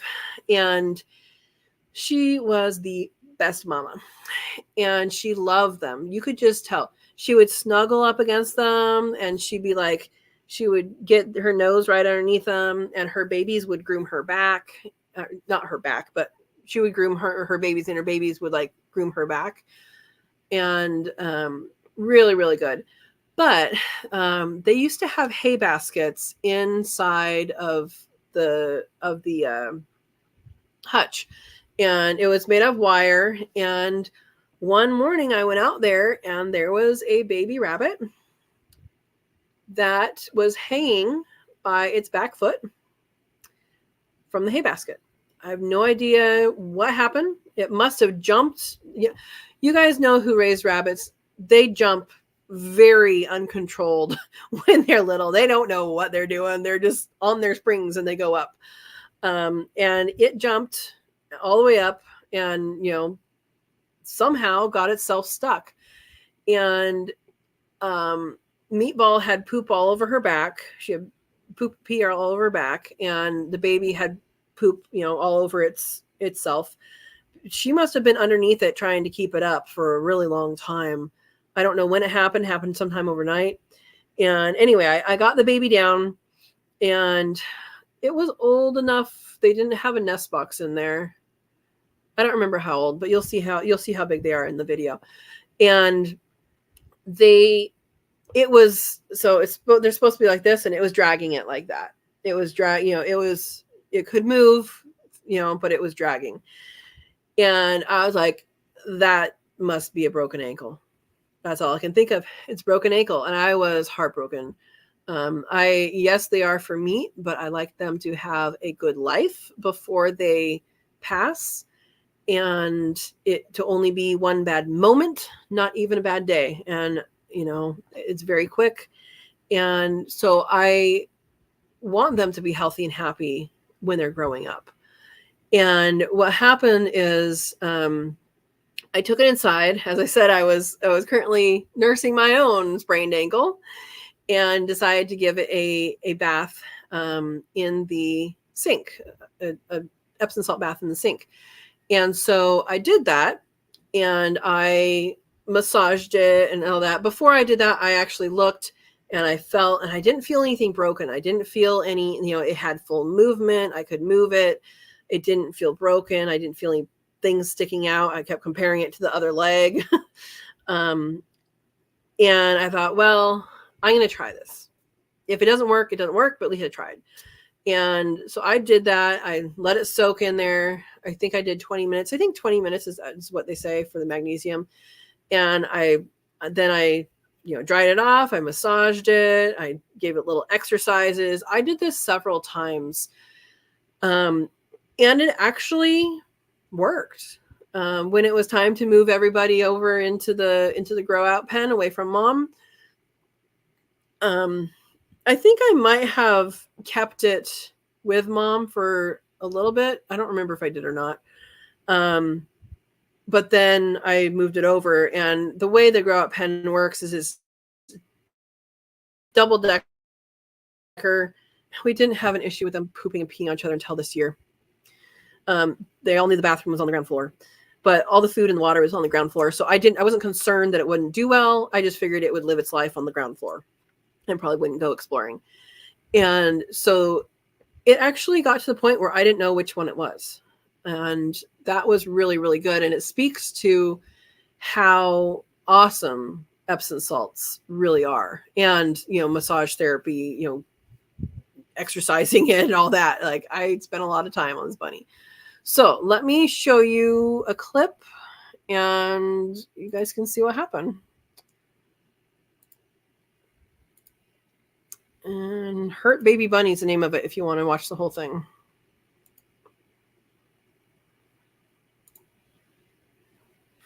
And that's probably good. All right. All right, baby. Time for your bath. Let's see how this goes. I think we're just going to put your back end, your whole back end is going to go in. Okay. Oh, I didn't have it full enough. It feel good? So it was a little freaked out getting the spa treatment. It was a little freaked out. So I can't feel a break or see a break, but I'm also not experienced in that. It feels and moves very similar to the other one. It just has a swollen part. So obviously something happened. I mean, it may have torn a tendon or something like that I can't see from the outside. It obviously, you see his eyes a little buggy, and then as time goes on, I mean, it is being raised for meat. I'll fast forward it. As time goes on, it got really relaxed. But if it's a matter of, hey, here we go. You see, it's much more relaxed here. So now that we are rinsed, I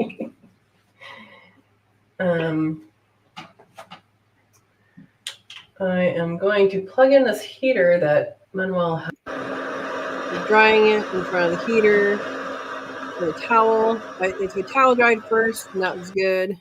I am drying you off. You see the leg hanging down there? All right, buddy. He climbed up on me. All right, you ready for the heater?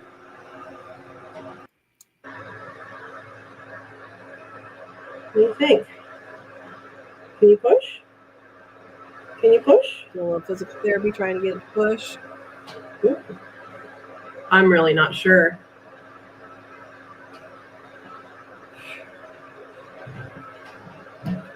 Touch. I know. Are you using this one?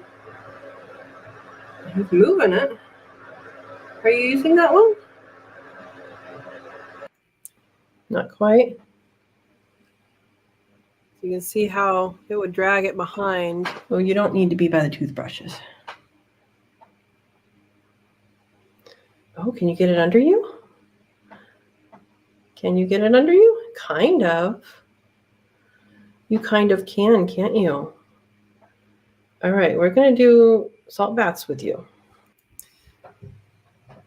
All right, so then we went outside. You can see Meatball Baby. Aww. Can you use it? Yeah.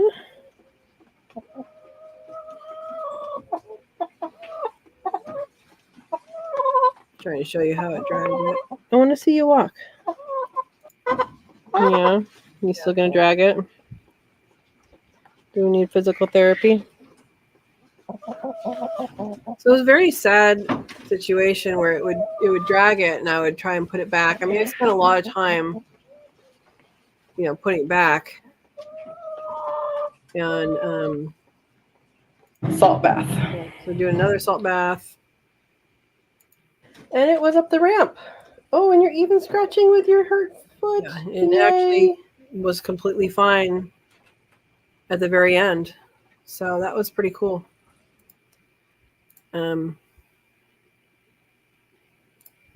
Yeah, that was pretty cool.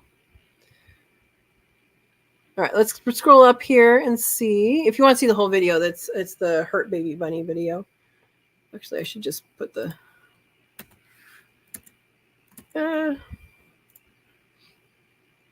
Okay, Hurt Baby Bunny video is that link there. Let's see what people say. Ed says, Steve, hope Aaron is feeding those goats you sent him. Oh boy. He won't need electric fence for them.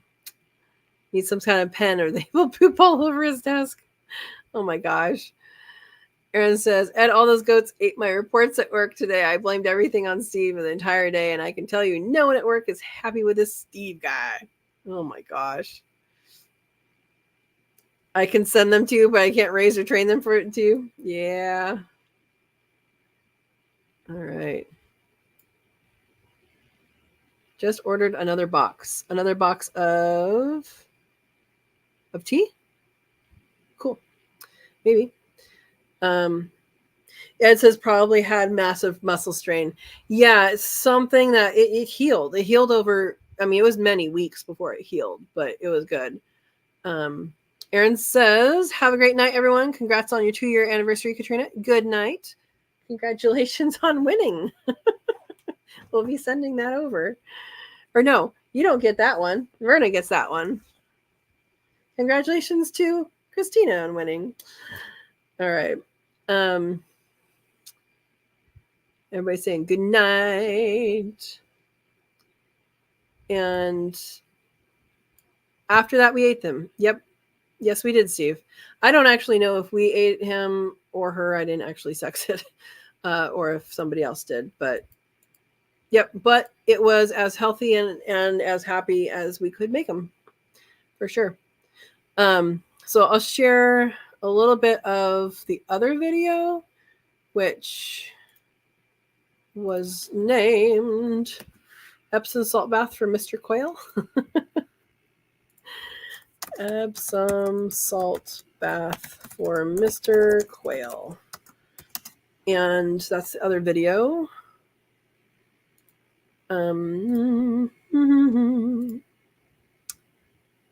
Share screen. Mr. Quail, share big. All right. So This is still one. this was a little tiny It's bath body for temperature. quail. Yeah, What now you don't like it. I saw this was three. This was Right. I kept 3 males and 15 females of my jumbo. Yeah, I did wake him up. And he was one of the biggest ones, so he got picked. The very next day, I went out there and he was walking. It's nighttime, isn't it? With one leg out. I think that light's really bright. And hopping on the other one. Payback for the times that kept you up. And so I was like, okay, maybe he you doesn't are need going quite to such be a bright light on his face. in a normal setting where I hadn't just picked my three. Are you going to sleep, little bud? No. I would not do this. I would eat it. I would process it and eat it. But because it was one of my 3 breeders, so I'm not do what I can to fix it. Forcing him here. I just have my hand over his back. It's perfect for and by his belly, just so he knows that he's not going to go anywhere. And we watched an episode of Psych during this. So what is that? 20, 25 minutes. It's a good show. And so he did really good. I did this with a rabbit. I'll link it up in the top here. Put a card up here. I did this with a rabbit that had a really, really severe. And so we're doing the same thing here. This thing has mostly come off. I'm trying to move it around. Hey, calm down. On his skin. I know, buddy. I know. We gotta dry you off first. Can you use this other leg? A little bit of physical therapy there. I'll hold this one. Can you use that leg? Again, he was one we want to strengthen. And yeah, that's the physical therapy, and massaging the muscle. And yeah, he was very good. Wrap him up and pat him down. So there you go. There's no video of me.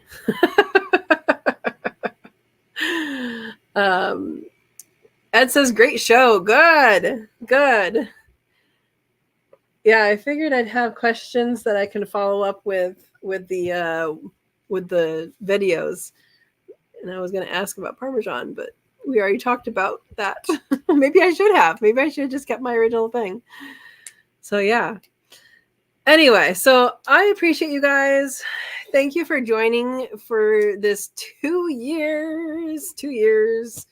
And then you ate him, probably. I don't think he's still out there. Although, we did mark all of the males because it was those 3, and then I added to that group later. And one of them kicked off its thing, and I didn't see it when we did the processing, so it might still be out there. There's one male that's older that's out there still. No, he's a breeder. Yeah, he was a breeder. I think he's still out there, but there was, yeah. Anyway, happy 2 years. Thank you, Steve.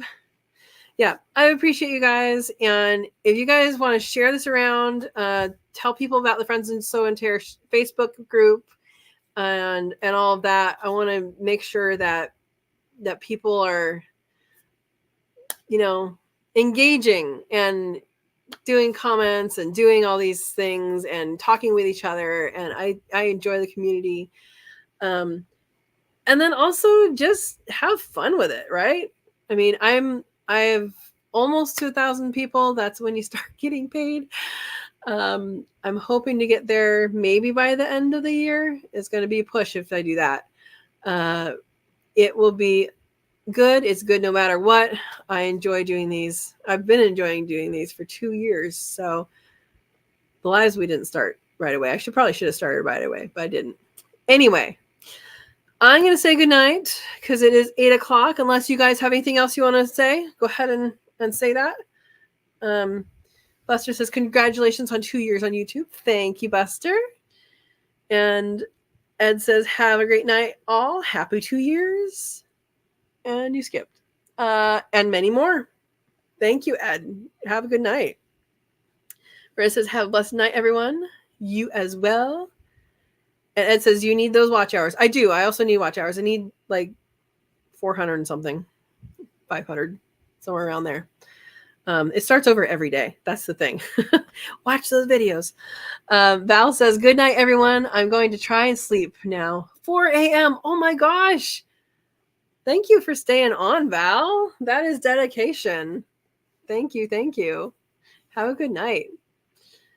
And yeah, Ed, I need shorts don't actually, the time for shorts doesn't actually count for the time of your watch hours. Found that out. It counts towards your short stuff as far as I have read. But I do need to do more shorts. Awesome, Verna. Thank you. I need to watch your replay for Saturday. I haven't done that yet. We got back on Sunday. So yeah. Yes. Anyway, thank you for watching. I do enjoy you guys, and we will be back next Monday, 6 p.m. Pacific time, where you'll find out the names of the little lady bunnies. So if you didn't vote, go ahead and vote. And vote on the ladies. Right now, let me refresh before we go. Right now, we have the names of the rabbits. We need 2 of them. And penne is 35%, risotto is 30%, cannoli is 25%, and focaccia is 10%. So get in there and vote. All right. And I will see you guys over on the Friends and Sow and Tare Facebook. In the meantime, thank you for coming. And Steve says, I watch all the lives. Awesome. And vote Penny. All right. We will catch you guys later. See you next week. Have a wonderful night. And thanks for coming. Enjoy the evening.